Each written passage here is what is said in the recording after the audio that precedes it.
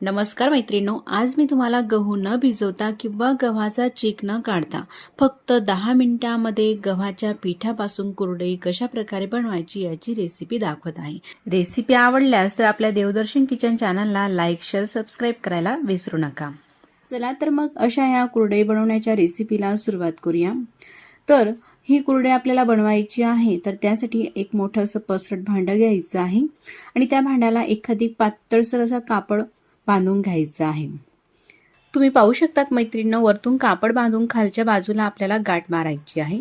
तर ही होडणी घेतलेली आहे मी। होडणी अशा प्रकारे ह्या भांड्याला बांधून घेतलेली आहे। तुम्ही कोणतंही पसरट भांडं घेऊ शकतात।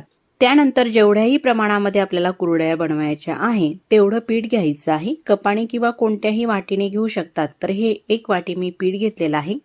पीठ असं हे टाकून ह्या कापडावरती अशा प्रकारे वरतून आपल्याला हात फिरवायचा आहे, म्हणजे हे जे पीठ आहे ना हे आपल्याला चाळून घ्यायचं आहे।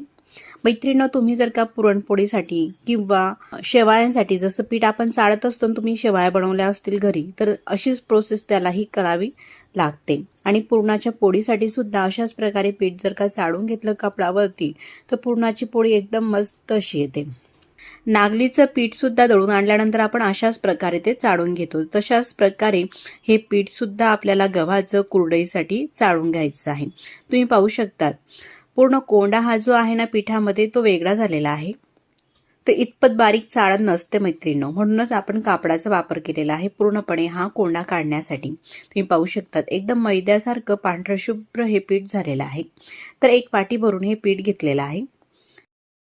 तर एका पसरट भांड्यामध्ये हे घेतलेलं पीठ टाकलेलं आहे। आता घेतलेल्या पिठामध्ये पाणी टाकायचं आहे। तर ज्या वाटीने आपण पीठ घेतलेलं आहे ना त्याच वाटीने 1 वाटी पाणी टाकून घेतलेलं आहे। त्यानंतर हे पीठ आपल्याला पाण्यामध्ये मिक्स करून घ्यायचं आहे। तर तुम्ही हातानेही करू शकतात किंवा अशा प्रकारे चमच्यानेही करून घेऊ शकतात। पिठामध्ये पाणी घातल्यानंतर गुठळ्या होतात, तर ज्या गुठळ्या आहे ना आपल्याला पूर्ण मोडून घ्यायचे आहे। एकदम स्मूथ असं हे पिठाचं बॅटर करायचं आहे।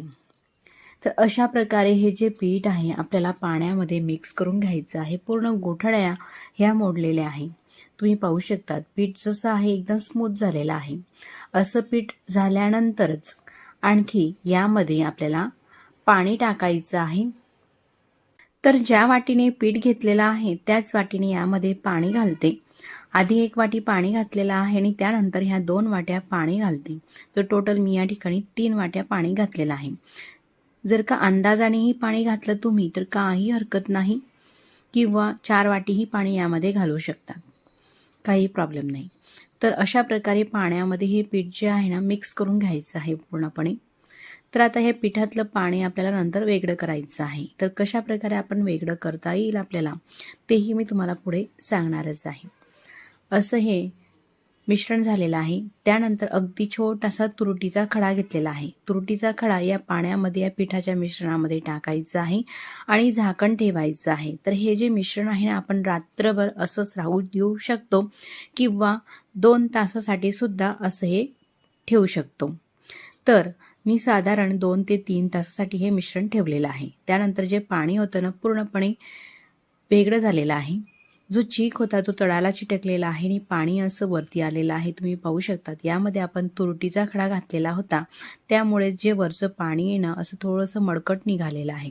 आणि त्यानंतर तुम्ही पाहू शकता तुरटीचा खडा आपल्याला काढायचा आहे। तुरटीचा खडा हा जो आहे ना अजिबात विरघडलेला नाही, जशाच्या तसाच बाहेर निघालेला आहे। मी तुम्हाला दोन्ही दाखवते, पाहू शकतात। आता हा जो तुरटीचा खडा आपल्याला फेकायचा नाही तर दुसऱ्या कामासाठी वापरायचा आहे। तुम्ही पाहू शकतात एकदम पांढरा शुभ्र असा हा चीक तयार झालेला आहे। त्यानंतर हा चीक आपल्याला मोजून घ्यायचा आहे। तर वाटीने मी मोजून दाखवते, तर 1 वाटी हा चीक भरलेला आहे। तुम्ही कोणत्याही भांड्याने हा चीक मोजून घेऊ शकतात। पाणी पाहू शकता, आता हे पाणी आपल्याला टाकून द्यायचं आहे। फक्त ह्या चिकाचा वापर करायचा आहे। तर कढईमध्ये ज्या वाटीने चीक मोजून घेतलेला आहे त्याच वाटीने 1 वाटी पाणी घालायचं आहे। गॅसची फ्लेम चालू आहे, पाण्याला उकळी येऊ द्यायची।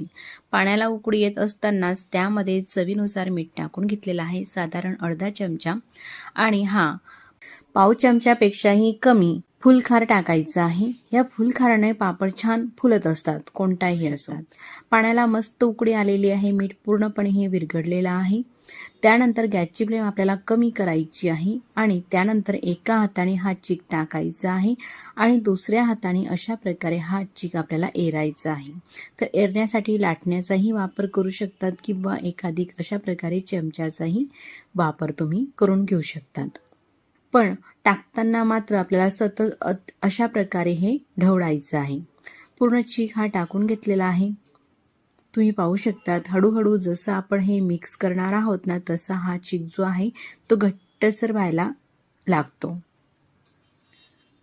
अशाच प्रकारे आपल्याला सतत हे ढवळायचं आहे, म्हणजे यामध्ये गुठळ्या होणार नाही. जर का नाही व्यवस्थित मिक्स केलं तर यामध्ये मैत्रिणींनो गुठळ्या होऊ शकतात.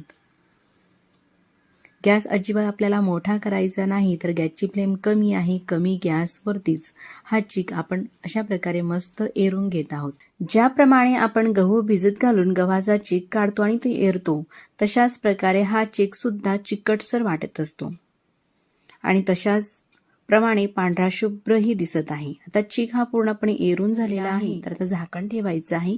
गॅस मात्र कमीच आहे आणि 3 ते 4 मिनिटं हा चीक जो आहे आपण शिजवून घ्यायचा आहे. साधारण 3 मिनिटं झालेले आहे.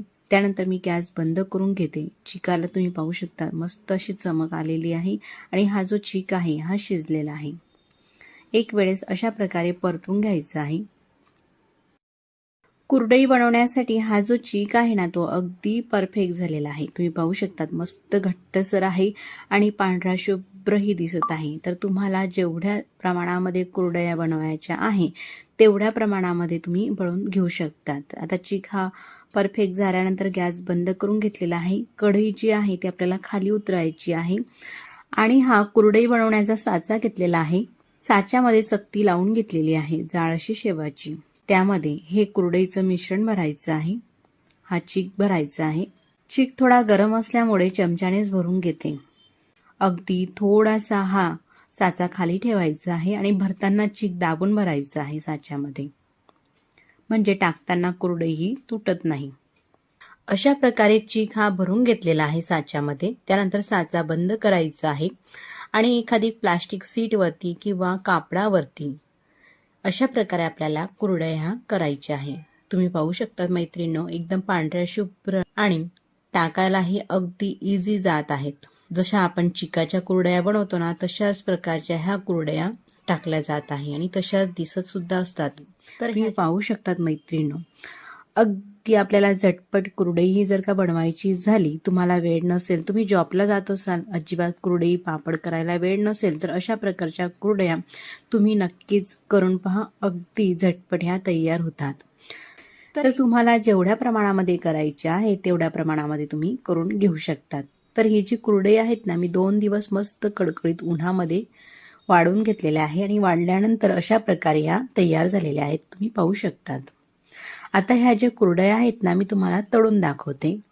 तेल गरम करण्यासाठी ठेवलेले आहे. तेल मस्त तापलेले आहे आणि अशी तेलामध्ये कुरडई घालताच मस्त ही फुलत आहे. तुम्ही पाहू शकता 3 ते 4 पटीने जरी म्हटली तरी काही हरकत नाही. मस्त हे 3 ते 4 पटीने कुरडई फुलत आहे आणि पूर्ण जे तार आहे कुरडईचे ते असे वेगवेगळे होत आहे. जशी आपण गव्हाच्या चिकाची कुरडई बनवतो ना मैत्रिणींनो, तशाच प्रकारची ही कुरडई तयार झालेली आहे अशा प्रकारे. तर आणखी मी तुम्हाला काही कुरडया तळून दाखवते. तोपर्यंत आपल्या या चॅनलवरील तुम्हाला हा व्हिडिओ कसा वाटला मला कमेंट्स करून सांगा आणि व्हिडिओ जर का थोडासा सुद्धा आवडला असेल तर नक्कीच व्हिडिओला लाईक करा आणि चॅनलवरती नवीन असाल तर चॅनलला सबस्क्राईब करा. आधीच सबस्क्राईब केले असतील तर मनापासून धन्यवाद. सबस्क्राईब केल्यानंतर बेल आयकॉनही प्रेस करा, म्हणजे मी जेव्हाही नवीन व्हिडिओ अपलोड करेल ना, त्या व्हिडिओचं नोटिफिकेशन सगळ्यात आधी तुम्हाला येईल आणि तुम्हाला तो नवीन व्हिडिओ पाहता येईल. तुम्ही पाहू शकता सर्वच कुरडया अशा मस्त फुलत असतात. तुम्ही नक्कीच करून पहा. अगदी झटपट ही कुरडई. आता ही जी कुरडई मी तुम्हाला तोडून सुद्धा दाखवते. एकदम कुरकुरीत अशा प्रकारची कुरडई तयार झालेली आहे.